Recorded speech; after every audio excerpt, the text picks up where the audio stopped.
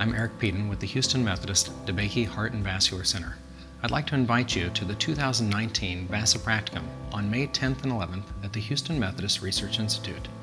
This hands-on practicum in hemodialysis access is a rare opportunity for healthcare professionals to have hands-on experience with surgical and interventional procedures for creating and maintaining vascular access for hemodialysis.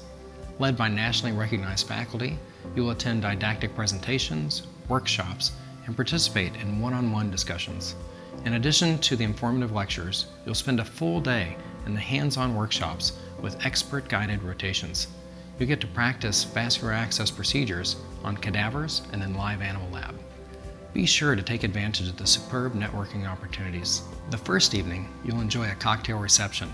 The second evening will feature dinner and entertainment where you get to mingle informally with faculty and attendees.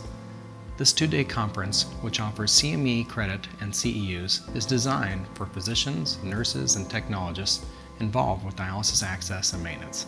We also encourage residents and fellows in training to attend. I hope you'll join us for the 2019 Practicum and look forward to seeing you in May. It's the perfect time to visit Houston. Please explore our website for more details.